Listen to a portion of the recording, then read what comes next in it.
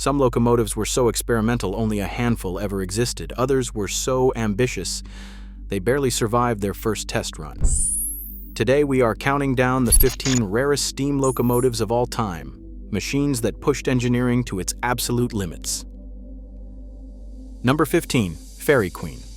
Built in 1855 by Kitson and Company in Leeds, England, the Fairy Queen holds a distinction no other locomotive can truly claim.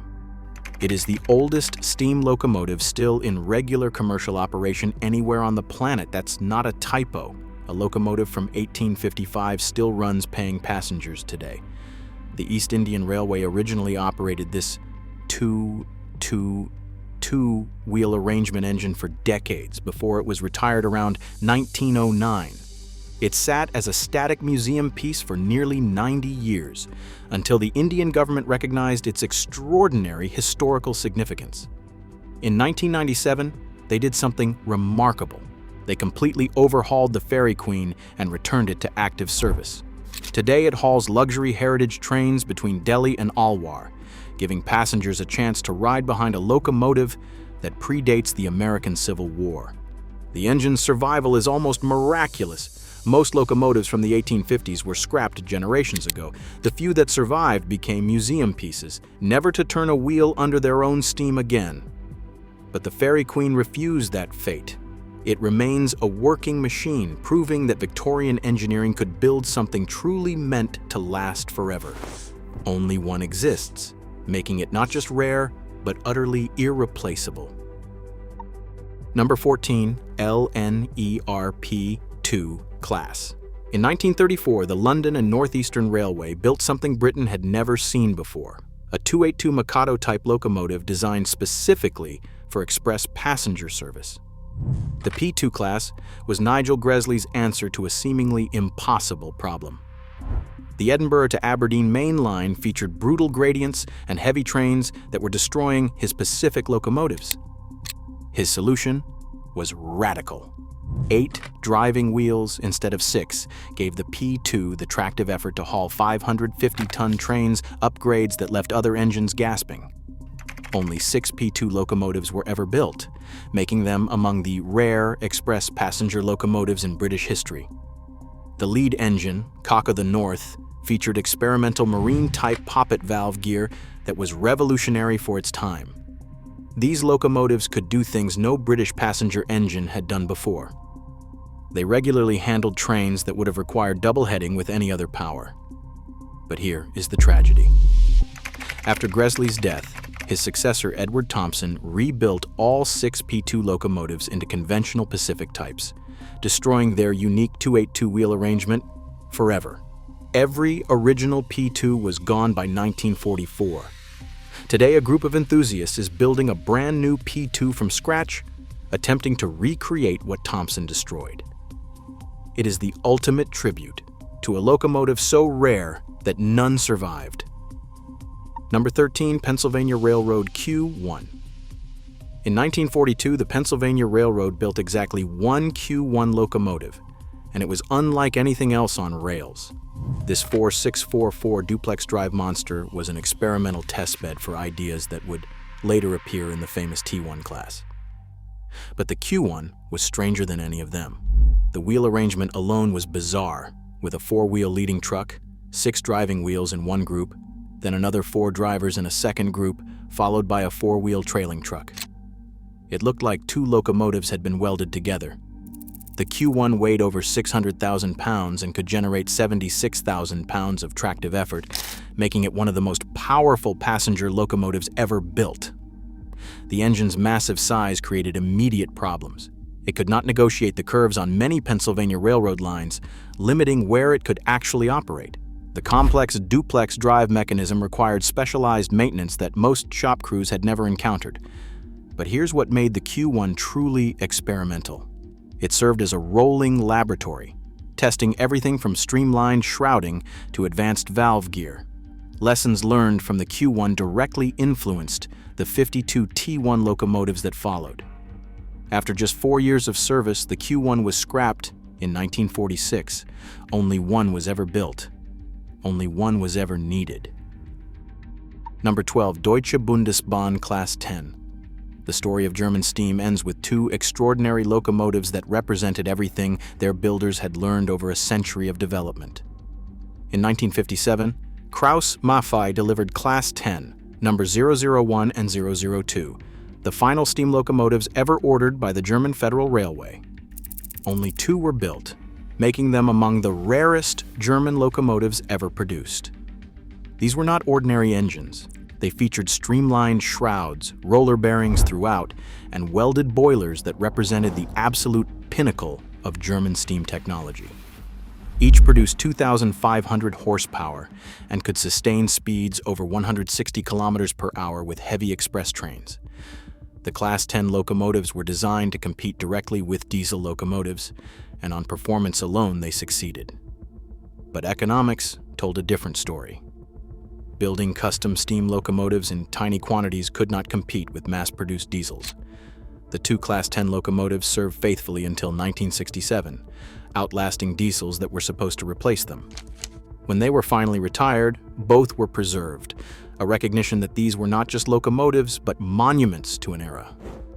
Class 10, number 001, survives today at the German Museum of Technology in Berlin. It stands as the final word in German steam development, a technology perfected just as it became obsolete. In 1916, Baldwin Locomotive Works built the heaviest and most powerful steam locomotive the world had ever seen. The Virginian Railway's XA triplex was a monster with a 2-8-8-8 four-wheel arrangement, meaning it had three complete sets of 8 driving wheels powered by a single boiler. Weighing 844,000 pounds, it outweighed some naval vessels. The problem it was designed to solve was brutal. The Virginian's Clark's Gap grade climbed over 2% for 13 miles through the mountains of West Virginia. Coal trains needed multiple helper locomotives just to reach the summit. The triplex was supposed to do the job alone. Only one XA was ever built, and the problems started immediately. That single boiler could not generate enough steam to feed all 3 engine units at speed. Above 15 miles per hour, steam pressure collapsed, and the locomotive became unusable. It worked fine as a pusher, shoving trains up the grade at walking speed, but it could not do what it was designed to do. Baldwin eventually bought back the failed locomotive and rebuilt it into 2 separate engines. The concept of the triplex died with it. The XA remains one of the most ambitious failures in locomotive history, proof that sometimes there really is such a thing as too much locomotive. Oliver Bullide was either a genius or a madman, and the leader class supports both arguments equally. In 1949, the Southern Railway unveiled a locomotive that looked nothing like anything built before. It was fully enclosed, double-ended, and designed to operate in either direction without turning. The crew sat in a cab that could have belonged to a diesel. The entire running gear was hidden inside a metal shell. Only 5 liters were started, and just 1 ever turned a wheel under steam. The problems were catastrophic. The enclosed design trapped heat so severely that temperatures inside the engine room exceeded 140 degrees Fahrenheit. Crew members risked heat stroke just doing their jobs. The chain drive to the wheels created a racket, and communication was impossible. But the leader's biggest problem was timing. By 1950, British Railways had committed to dieselization. Nobody wanted an unconventional steam locomotive, no matter how innovative. The single operational leader made a handful of test runs before the program was canceled. All 5 were scrapped before any entered regular service. The leader proved you could disguise a steam locomotive as something else, but you could not make it work like something else. It remains the most radical British steam locomotive ever attempted. Number 9. DRG Class 05. In the 1930s, Nazi Germany was obsessed with speed and records, and that obsession produced 3 of the most remarkable steam locomotives ever built. The Class 05 engines were streamlined 464, Hudsons designed specifically to break world records. Only 3 were ever constructed. On May 11, 1936, locomotive number 05002 achieved something extraordinary. It reached 200.4 kilometers per hour, roughly 124 miles per hour, becoming the fastest steam locomotive in the world at that time. The record stood for years. These were not just fast in a straight line. The Class 05 locomotives regularly hauled elite express trains at sustained speeds that made other railways look primitive. Their streamlined shrouds, designed by German aerodynamicists, reduced air resistance to levels previously thought impossible for steam power. But the war changed everything. The streamlined shrouds were removed to simplify maintenance, and the locomotives spent the conflict hauling whatever needed hauling. After the war, only locomotive 05001 survived intact. It was eventually preserved and now sits in the DB Museum in Nuremberg, its red wine livery restored to remind visitors of a time when steam meant speed. 3 built, 1 survivor, and a world record that proved steam power had not finished evolving. Before the Virginian tried and failed, the Erie Railroad attempted something even more ambitious. Between 1914 and 1916, the American Locomotive Company built 3 massive triplex locomotives for the Erie Railroad's mountain grades. These 2 8882 behemoths featured the same 3-engine concept as the later Virginian machine, but with an even more complex arrangement. The tender itself was powered with 1 set of driving wheels beneath the coal and water supply. On paper, the Erie triplex looked revolutionary. 3 connected engine units would provide 160,000 pounds of tractive effort, enough to move mountains. The Erie needed exactly that kind of power for the steep grades through New York's southern tier. Reality was less cooperative. Like all triplex designs, the single boiler could not keep pace with the steam demands of 3 engine sets at anything above a crawl. Crews nicknamed them yard rippers because they excelled at pulling long trains out of terminals but could not maintain speed on the main line. The traction beneath the tender created problems, as the engine units fought each other rather than worked together.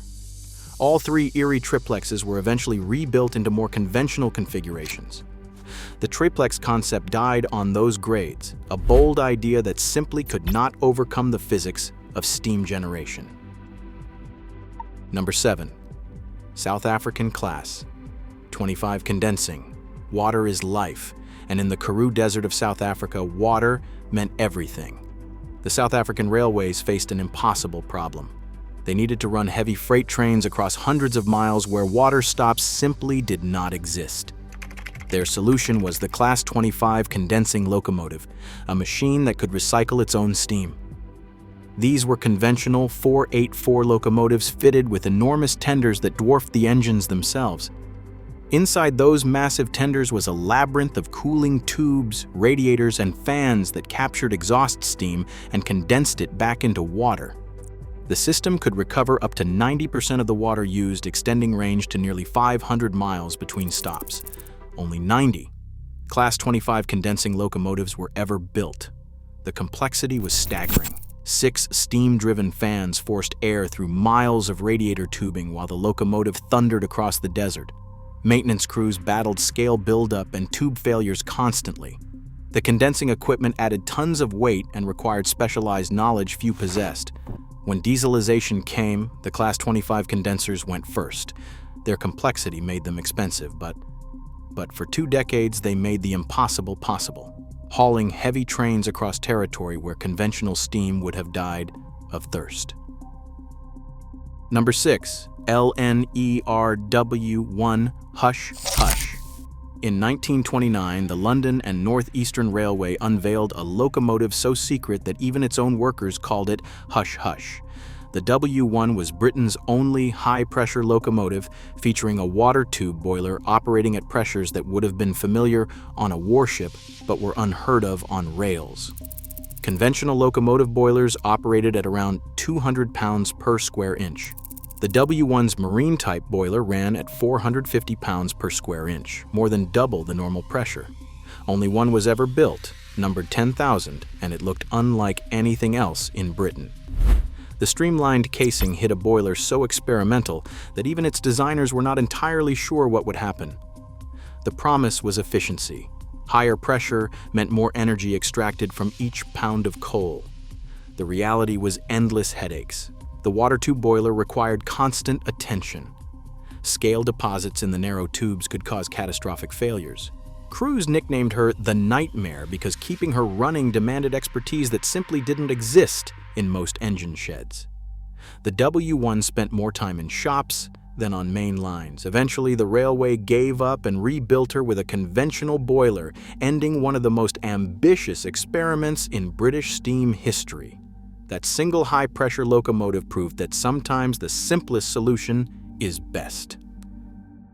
Number 5. Chesapeake and Ohio M1. In 1947, the Chesapeake and Ohio Railway unveiled 3 of the most ambitious steam locomotives ever conceived. The M1 class steam turbine electric locomotives looked like they belonged in a science fiction film. Each was 106 feet long and weighed over 850,000 pounds and generated power in a way no other locomotive matched. Coal-fired boilers produced the steam that spun turbines, which drove generators, which powered electric traction motors. It was a coal-burning locomotive with diesel-electric running gear. Only 3 were ever built, and their problems began immediately. Coal dust and ash were the enemies of precision machinery. The turbine blades accumulated deposits that threw them out of balance. The generators ran hot. The traction motors struggled under load. Maintenance logs from the era read like horror stories, with crews fighting endless battles against fouled components and overheating systems. The M1 locomotives rarely ran back-to-back trips without major repairs. Within 5 years, all 3 were sidelined and eventually scrapped. The concept died with them.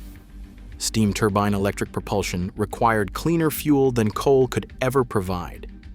But for a brief moment, the M1 locomotives represented the most sophisticated fusion of steam and electric technology ever attempted on rails. In 1944, the Pennsylvania Railroad unveiled a locomotive that sounded like the future. The S2 was powered not by pistons, but by a steam turbine connected directly to the driving wheels. No rods, no reciprocating motion, just smooth turbine power spinning the drivers at speeds up to 100 miles per hour. Only one was ever built. The S2 measured 123 feet long and produced 6,900 horsepower, making it one of the most powerful steam locomotives ever constructed. At speed, the ride was eerily smooth. No hammer blow from reciprocating rods meant less track damage and a quieter cab. The turbine whispered while conventional locomotives pounded. But the S2's fatal flaw was economics. Turbines operate efficiently at high sustained speeds. Real-world railroading involves constant acceleration, deceleration, stops, and starts. At low speeds, the S2's fuel consumption was catastrophic, burning coal at rates that made dispatchers wince. The Pennsylvania Railroad tested the turbine for 6 years before quietly retiring it. The technology worked brilliantly in limited circumstances but could not compete with the versatility of conventional power. Direct drive steam turbines died with the S2, a concept proven technically sound but economically impossible. That single locomotive remains the high watermark of turbine development in American steam. Number 3. Norfolk and Western John Henry. The final gasp of American steam innovation came in 1954 with the most complex locomotive ever built in the United States. The Norfolk and Western John Henry was a steam turbine electric locomotive named after the legendary steel-driving man who raced a machine and won. It was designed to prove that steam could compete with diesel on equal terms. Only one was ever constructed. At 161 feet long, the John Henry was massive. A coal-fired boiler generated steam that spun a turbine, which powered generators feeding electric traction motors on every axle. The controls looked more like an aircraft cockpit than a locomotive cab. On paper, it combined the fuel flexibility of steam with the efficiency of diesel-electric transmission. Reality was less cooperative. Coal ash contaminated everything. Turbine blades wore out faster than expected. Generator windings burned under load. The John Henry spent more time in the Roanoke shops than on the rails. Less than 3 years after its debut, Norfolk and Western retired their turbine and ordered diesels. The railroad that had sworn allegiance to steam finally surrendered. The John Henry was scrapped, and with it died the last hope that steam technology could evolve fast enough to survive. Sometimes the legend loses to the machine. Number 2. Southern Pacific Cab Forward AC-12. When Southern Pacific needed locomotives for their mountain crossings through the Sierra Nevada, They faced a unique problem. The tunnels and snow sheds were so long and poorly ventilated that crews were being overcome by smoke and fumes. The solution was radical. Turn the entire locomotive around. The cab-forward design put the engineer and fireman at the front of the engine, ahead of the boiler, where they could breathe clean air even in the longest tunnels. Only 256 cab-forwards were ever built, all for Southern Pacific, making them unique in the world of railroading. The design only worked because these locomotives burned oil instead of coal. Fuel could be piped forward from the tender to the firebox. No shoveling required. The AC-12 class represented the final and most powerful development of this concept, with just 12 locomotives built in 1944. These massive 4882 articulated engines could haul 7,000 tons over Donner Pass while their crews breathed mountain air. Nowhere else in the world did this design exist. When Southern Pacific finally dieselized in the 1950s, the cab-forwards were retired and scrapped. Today, only one cab-forward locomotive survives, preserved as a reminder of Southern Pacific's unique solution to an impossible problem. Number 1. The Pennsylvania Railroad Swan, the big engine. At the top of our list stands the single most extraordinary steam locomotive ever constructed. The Pennsylvania Railroad's S1, nicknamed the Big Engine, was so massive it still holds records 80 years after its creation. Built in 1939, the S1 stretched 140 feet from pilot to tender, making it the longest reciprocating steam locomotive ever built. Only one was ever constructed. The wheel arrangement was unique, a 6-4-4-6 configuration that existed on no other locomotive before or since. Raymond Loewy designed the streamlined shroud that made the S1 look like it was moving at 100 miles per hour while standing still. And it could actually do that. Reports suggest the S1 achieved speeds approaching 140 miles per hour during testing.